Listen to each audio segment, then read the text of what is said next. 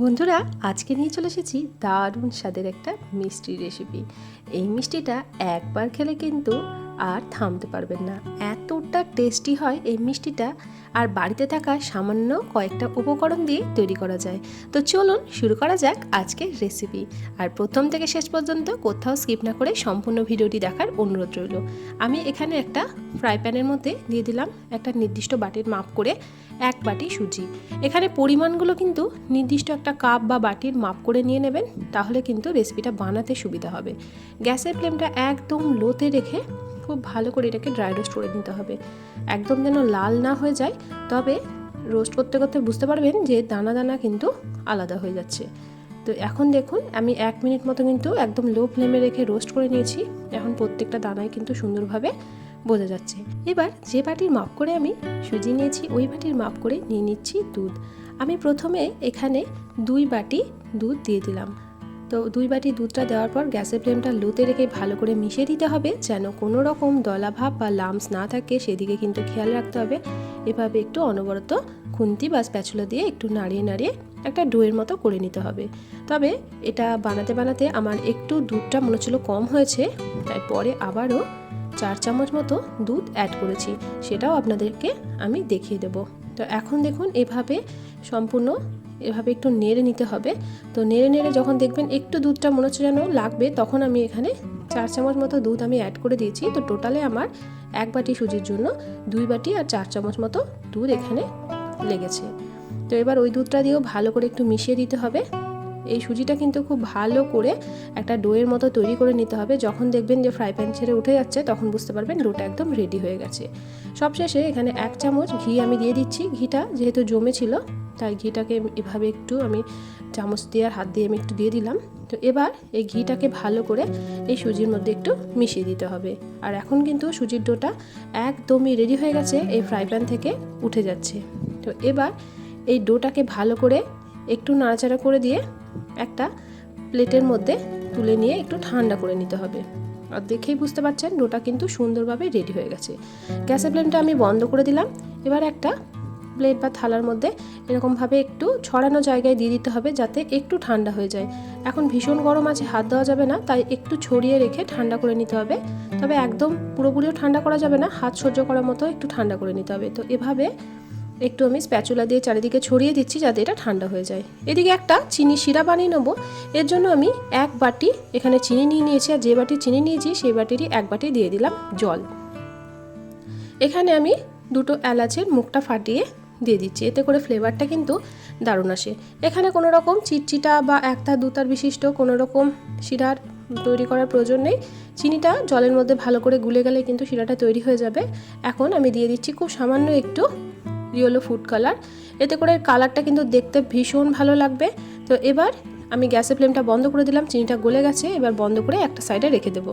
এদিকে সুজিটাও কিন্তু অনেকটাই ঠান্ডা হয়ে গেছে, মানে এখন হাত সহ্য করার মতো ঠান্ডা হয়ে গেছে, পুরোপুরি কিন্তু ঠান্ডা করা যাবে না। তো এভাবে কিন্তু একটু হাত দিয়ে চেপে চেপে এটাকে খুব ভালোভাবে মেখে নিতে হবে। তো বন্ধুরা, এইটা কিন্তু একটু সময় নিয়ে করে নিতে হবে, কারণ যত ভালোভাবে এটাকে মেখে নেবেন মিষ্টিগুলো কিন্তু ততটাই পারফেক্ট হবে। তাই একটু সময় নিয়ে এটাকে মেখে নিতে হবে। তো খুব ভালোভাবে দেখুন আমি হাত দিয়ে চেপে চেপে এখন মেখে নিচ্ছি। তো এখন একটু ঘি নিয়ে নিলাম, একটু ঘি দিয়ে আবারও একটু মেখে নিচ্ছি, এতে করে খুব সুন্দর একটা ঘিয়ের গন্ধ বেরাবে, খেতে কিন্তু দারুণ লাগবে। তো এবার একদম সুন্দর করে মসৃণ করে একটু সময় নিয়ে আমি দেখুন মেখে নিয়েছি। আর এইটা যদি ভালো করে মাখা হয় তাহলে কিন্তু মিষ্টিগুলো ফাটবে না, নাহলে কিন্তু মিষ্টিগুলো একদম ফেটে যাবে, গায়ে মিষ্টিগুলোর ক্র্যাক চলে আসবে। তো এখন ভালো করে আমি মেখে নিলাম। এখান থেকে একটা বল নিয়ে গোল করে দেখবেন, যদি এই বলটার মধ্যে কোনো রকম ক্র্যাক থাকে তাহলে আবারও কিন্তু ভালো করে মেখে নেবেন। যতক্ষণ না বলটা একদম মসৃণ বা চিকন হচ্ছে ততক্ষণ পর্যন্ত কিন্তু এটা মেখে নিতে হবে। তো এভাবে একটা ছোট্ট মতো আমি একটা বলের মতো নিয়ে নিলাম, আর এভাবে দেখুন একদম কিন্তু এটা চিকন আছে, কোনো রকম কিন্তু ফেটে যাচ্ছে না। এভাবে হাত দিয়ে একটু চেপে নিলাম। তো একটা পেন নিয়েছি, তো পেন দিয়ে মাঝখানটা এভাবে একটা গর্ত করে নেবো। তো এই কাজটা আপনারা আঙুল দিয়েও করে নিতে পারেন, পেন অথবা পেন্সিল দিয়েও করে নিতে পারেন। তো পেন বা পেন্সিল দিয়ে এটা কিন্তু বেশ সুন্দর পারফেক্টভাবে তৈরি হয়ে যায়। তো এভাবে একটা মিষ্টি আমাদের তৈরি হয়ে গেল। তো এটাকে একটা প্লেটের মধ্যে আমি রেখে দেবো। একই রকমভাবে আবারও একটা করে নিচ্ছি। তো এগুলো আপনারা ছোট বা বড় যে কোনো রকম সাইজে করে নিতে পারেন, আমি একটু ছোট ছোট করে বানাচ্ছি। তো তো আপনারা আপনাদের পছন্দ মতো যে কোনো রকম সাইজে বানিয়ে নিতে পারেন। তো এভাবেই আমি সবগুলোকে তৈরি করে নেব। তো বন্ধুরা, আজকের রেসিপিটা কে কোথা থেকে দেখছেন অবশ্যই আমাকে কমেন্ট করে জানাবেন। আপনাদের সুন্দর সুন্দর কমেন্টেই কিন্তু আমি রান্নার উৎসাহ পাই। আর রেসিপিটা ভালো লাগলে প্রিয়জনদের সঙ্গে শেয়ার করতে কিন্তু ভুলবেন না।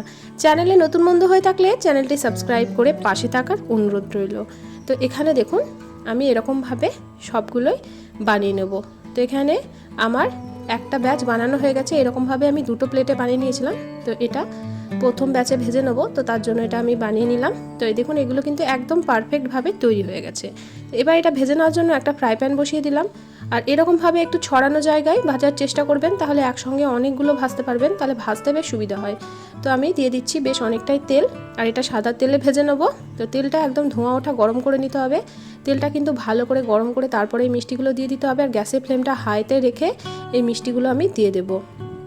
গ্যাসের ফ্লেমটা লোয়ে করে কিন্তু দেওয়া যাবে না, যেহেতু এগুলো সুজি দিয়ে তৈরি, তাই কিন্তু এগুলো একদমই ভেঙে যাবে।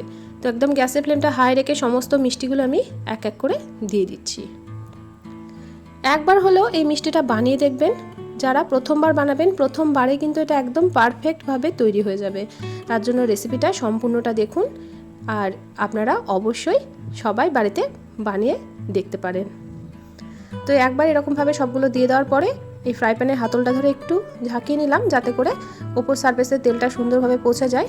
তো 1 মিনিট মতো আমি রেখে দিয়েছিলাম। তখন আমি গ্যাসের ফ্লেমটা কিন্তু মিডিয়ামে রেখেছিলাম, দেওয়ার পর গ্যাসের ফ্লেমটা মিডিয়াম করে দিয়েছিলাম। এবার এই মিডিয়াম আছে, এবার এগুলোকে আবারও উল্টে দিচ্ছি। লো ফ্লেমে রাখবেন না, মিডিয়াম টু হাই এরকমভাবে কিন্তু এটাকে ভেজে নিতে হবে, যেহেতু এগুলো সুজি দিয়ে তৈরি। তো এভাবে দেখুন আবারও একটা পিঠ আমি উল্টে দিচ্ছি। তো একটা পিঠ 1 মিনিট মতো রাখার পর কিন্তু উল্টাবেন, না হলে কিন্তু মিষ্টিগুলো একদমই ভেঙে যাবে। আর দেখুন কতটা সুন্দরভাবে একটা কালার চলে এসেছে। আবারও এটাকে হাতলটা ধরে একটু ঝাঁকিয়ে নিলাম, যাতে তেলটা সুন্দরভাবে চারিদিকে ছড়িয়ে যায়। তো এপিট ওপিট এরকমভাবে একটা চামচের সাহায্যে আমি উল্টে নিচ্ছি। তো চামচ দিয়ে কিন্তু উল্টাতে সুবিধা হয়, খুন্তি দিয়ে উল্টালে কিন্তু এগুলো ভেঙে যাবে। তো তার জন্য আমি একটা চামচ দিয়ে এপিট ওপিট একটু লালচে করে ভেজে নেব।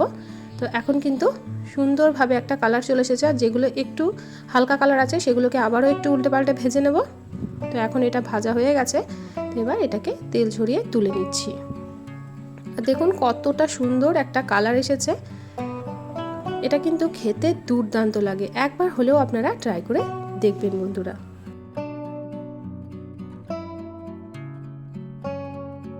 এখানে দেখুন আমার সবগুলো তোলা হয়ে গেছে। এবার সেকেন্ড ব্যাচটাও একই রকমভাবে ভেজে নেব। গ্যাসের ফ্লেমটা হাইতে রেখে সেকেন্ড ব্যাচটাও আমি তেলের মধ্যে দিয়ে দিচ্ছি। তেলের মধ্যে দেওয়ার পর গ্যাসের ফ্লেমটা আমি মিডিয়ামে রেখে এটাকেও সুন্দর কালার করে ভেজে নেব। এদিকে কিন্তু চিনি শিরাটা একটু ঠান্ডা হয়ে গেছিলো। চিনি শিরাটাকে একটু গরম করে নিয়েছি, আর এই গরম চিনি শিরার মধ্যেই এই মিষ্টিগুলোকে আমরা দিয়ে দেবো। মিষ্টিগুলোও কিন্তু ভাজার পরে এখানে দিয়ে দিচ্ছি। মিষ্টিগুলো গরম আছে, আর চিনি শিরাটাও কিন্তু হালকা গরম আছে। হালকা গরম থাকা অবস্থায় এগুলোকে আমি দিয়ে দিলাম। আর দেখুন এভাবে একটু গরম রসের মধ্যে দিলে কিন্তু তাড়াতাড়ি এগুলো ভিজে যাবে। খুব বেশিক্ষণ কিন্তু সময় লাগবে না, আধ ঘন্টা মতো এটাকে রসের মধ্যে ভিজিয়ে রাখলে কিন্তু মিষ্টিগুলো একদম পারফেক্টলি তৈরি হয়ে যাবে। তো এটা আমার দেওয়া হয়ে গেছে। আর ওদিকে কিন্তু পরের ব্যাচটাও আমার ভাজা হয়ে গেছে। পরের ব্যাচটাকেও একই রকমভাবে উল্টে পাল্টে তুলে নেব। তো দেখুন এটাও কিন্তু সুন্দর একটা কালার হয়ে গেছে। তো এটাকে এবার আমরা তেল ঝরিয়ে তুলে নেব।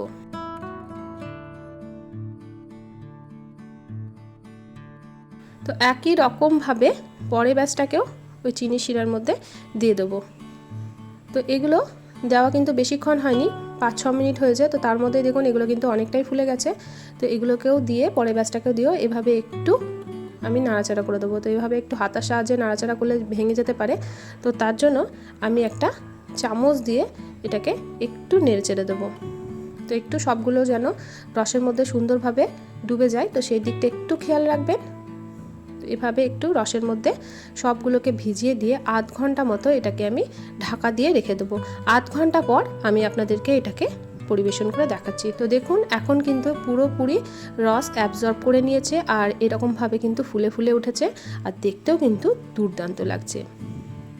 তো বন্ধুরা, আজকের রেসিপি কেমন লাগলো অবশ্যই কমেন্ট করে জানাবেন। রেসিপি সামান্য হলেও ভালো লেগে থাকলে প্রিয়জনদের সঙ্গে শেয়ার করতে কিন্তু ভুলবেন না। চ্যানেলে নতুন বন্ধু হয়ে থাকলে সাবস্ক্রাইব করে পাশে থাকা বেল বাটনটিকে প্রেস করে অল নোটিফিকেশনটা অন করে রাখবেন, যাতে আমি নিত্য নতুন কোনো রেসিপি আপলোড করলে সবার আগে আপনাদের কাছে নোটিফিকেশন পৌঁছে যায়।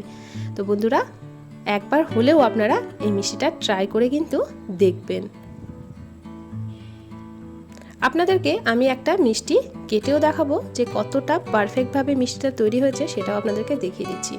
তো দেখুন এখন কিন্তু একদম নরম তুলতুলে হয়ে গেছে আর একদম কিন্তু পারফেক্টভাবে মিষ্টিটা তৈরি হয়ে গেছে, ভেতর পর্যন্ত কিন্তু রসটা সুন্দরভাবে ঢুকে গেছে।